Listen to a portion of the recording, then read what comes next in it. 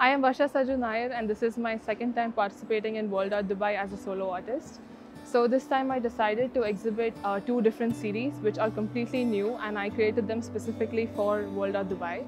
So the first series, the title is The Beauty of Existence, and as the title implies, the series is heavily focused on the different aspects of existence of human beings.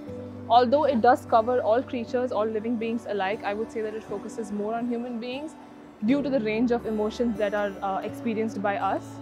So in these paintings, I have used very specific color palettes to describe each emotion. But before I get into that, I'll get into the technicalities. So the medium that I've used is pure acrylics. I work with only acrylics as of now. So I have applied a textural base first, which is done using knife plus modeling paste. And I give it a couple of days to dry before I move on with applying the paint base. So yeah, so then when we come to the different colors, the first artwork shows a color of a very beautiful blue.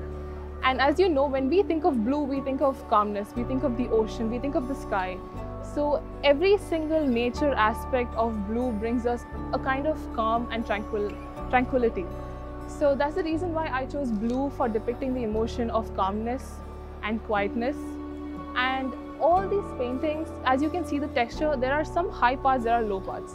So this variation in texture shows the various highs and lows of our lives, because we all know that human life is not a straight road, it's a curved path. So there are turns, there are twists, there are obstacles that are thrown in between. It's never too easy to live life, it can get hard.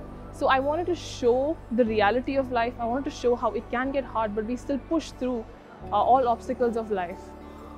So that is the reason why the textures are very prominent in this series. And similarly, when we come to the black and white paintings, so in this painting, as the saying goes, I see the world in black and white. So at this point, I would say when an adolescent grows, there comes a stage in his or her life where they start understanding what is morally correct and what is morally wrong. So as we say, we see the world in black and white, we see what is right, we see what is wrong. So that is what I wanted to show with the black and white painting. Now we're coming to the painting that is a bit more golden brown, I would say, as the color. And this shows richness and compassion. It shows passion. So again, a next human emotion which is very widely seen in humans. So it follows the same path, but one thing that you have to notice here is, in this painting, the path is extremely defined, whereas in the other paintings, it's just a foggy apparition. But here, the defined path shows that with compassion and with richness, with love, we can find ourselves, we can find who we are and who we are meant to be. So that is the reason why I showed a very defined path here. And in the green painting, as you can say, nature as a whole, when we think of nature, we think of green. And when I think of nature, I think of healing. So I correlated the two, and I thought of bringing it together and saying that anything that's green brings healing. So that's the reason why I chose a very calm green shade for this painting, to show how nature can be extremely healing. And finally, we come to the last artwork, which is a bit of a magenta and violet shade, I would say. And this has something to do with enlightenment and spirituality. It shows how all human beings are tethered to the earth and to some higher spiritual power by some means. So yeah, that is the concept that I want to explore using this series. Now, when we're moving on to our second series, this is my current latest series, and it's called The Subconscious Path. So the concept that is explored in this series is the concept of the 7 chakras of the human body. Now, what are chakras? So chakras are spinning or spiraling energy centers that are present in a human body. This concept has been widely explored in areas like Hinduism and Buddhism, especially in yogic natures. So a lot of yoga practices focus heavily on unblocking your chakras and ensuring that it flows freely, ensures that there are no blockages in between, because these blockages can lead to different physical problems as well as psychological problems. So yeah, so there are 7 basic chakras, as I mentioned earlier, and it starts off with the root chakra, which is seen right at the top. So the root chakra's main color is red, and it has to do with grounding and basically all your primitive and primal instincts. The second painting is the sacral chakra. So the predominant color of the sacral chakra is orange, which is the reason why the color palette for this painting is a bit more turned towards orange. And orange, this has to do with creativity and impulsivity.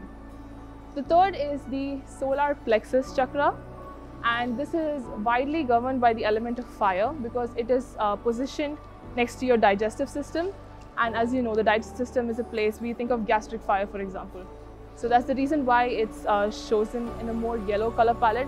Again, the first three, you can see that there are all shades in them, like all the warm colors are there, but it's balanced according to the color of the chakra. The next chakra that we come to is the heart chakra. So the heart chakra has to do with love and compassion, and its predominant color is green. The next is the throat chakra, which has to do with communication or how you learn to speak yourselves freely. And the predominant color here is blue. The next is the third eye chakra, which has got to do with intuitive, you can say clairvoyance, for example. And the main color is indigo. The last chakra, which is the most important chakra, is the crown chakra, which is violet in color. Now, all these chakras have symbols of their own. And all these symbols, the main concept is the same, it's a lotus, but the number of petals are different. So these symbols are already existing. I have taken these symbols and taken a variation of them, and I've incorporated my own styles. For example, the cubic elements that you see in the corners of all these paintings are a signature style of mine. So I have incorporated these, and I've incorporated the concept of chakras from yoga, Hinduism and Buddhism, and I've come up with an artwork that is like this. Again, this is also created in acrylic paints, and the texture that I've used is different here. This is actually sand texture, and you can see that the painting is a little bit more grainy, but it's very uniform and very clean and even. And that is about my last artwork. Thank you.